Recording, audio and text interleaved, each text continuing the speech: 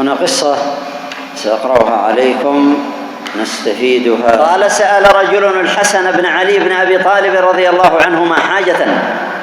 سأل رجل الحسن بن علي حاجة. قال فقال له الحسن بن علي: يا هذا، حق سؤالك إياي يعظم لدي، ومعرفتي بما يجب لك تكبر علي، ويدي تعجز عن نيلك بما أنت أهله. يعني أنت تستحق أن تعطى وأن يتعاون معك وأن تكرم. نعم، هذا معنى الكلام. قال: والكثير في ذات الله تعالى قليل. هكذا كانوا يفهمون القليل في ذات الله. نعم، في ذات الله تعالى، أو الكثير في ذات الله تعالى قليل، يعني مهما عمل الشخص من خير فهو يعتبر قليلا. قال: والكثير في ذات الله تعالى قليل، يعني وإن أكرمناك وأعطيناك من المال ما أعطيناك فهو يعتبر قليل، لأننا ندخر هذا المال عند الله سبحانه وتعالى.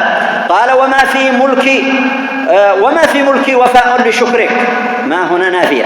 وما في ملكي وفاء أو وفاء لشكرك، فإن قبلت الميسور الحاصل الموجود ورفعت عني مؤنة الاحتيال والاهتمام لما أتكلف من واجبك فعلته. فقال: يا ابن بنت رسول الله. من هو ابن بنت رسول الله؟ الحسن بن علي رضي الله عنه.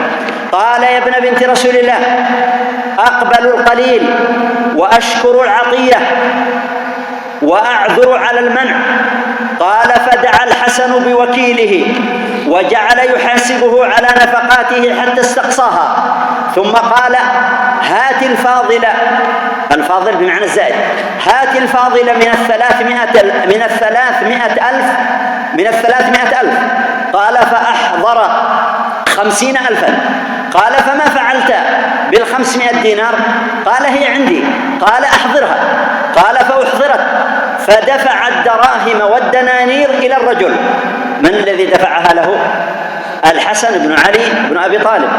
قال: فدفع الدراهم والدنانير إلى الرجل وقال: هات من يحملها لك. هذه دراهم ودنانير كثيرة. هات من يحملها لك. فأتاه بحمالين فدفع إليهما الحسن رداءه لكراء الحمل. الرداء الذي يلبسه أعطاه أجرة لمن؟ للحمالين الذين سيحملون الدنانير والدراهم لهذا الرجل الذي سأل الحسن رضي الله عنه. قال: فأتاه بحمالين فدفع إليهما الحسن رداءه لكراء الحمل. فقال له مواليه، يعني موالي الحسن رضي الله عنه، فقال له مواليه: والله ما عندنا درهم. يعني قد أعطاها وأنت أعطيت للرجل الدراهم والدنانير هذه يعني بكاملها. فقال له مواليه: والله ما عندنا درهم. فقال أي الحسن، فقال: لكني أرجو أن يكون لي عند الله أجر عظيم. هذا يدلنا ماذا؟ على ماذا؟ يدلنا على ما كان عليه آل بيت رسول الله صلى الله عليه وسلم، على ما كانوا عليه من الجود والكرم والبذل والسخاء والنفقة والعطاء والتعاون مع الناس في هذا المجال. يتعاونون مع من كان فقيرا أو محتاجا إلى مال، إلى إعانة، إلى مساعدة. ما يبخلون عليه أبدا. والذي يقرأ في سيرة الصحابة رضي الله عنهم بما فيهم من كان من آل بيت رسول الله صلى الله عليه وسلم كعلي بن أبي طالب والحسن والحسين وعائشة وفاطمة وغيرهم، يعني يرى عجبا فيما يتعلق بالنفقة والجود والكرم والتعاون على البر والتقوى مع الفقراء والمساكين والأرامل والمحتاجين. سمعتم في خطبة الجمعة أن علي بن الحسين ماذا كان يفعل؟ كيف كان يفعل؟ كان يحمل ماذا؟ الجراب الدقيق على ظهره، يوصلها إلى فقراء أهل المدينة، يحملها ليلا.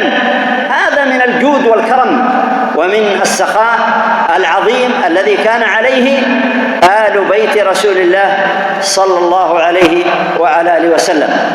اليوم بعضهم ما ترك للناس شيئا. سبحانك اللهم وبحمدك، نشهد أن لا إله إلا أنت، نستغفرك ونتوب إليك.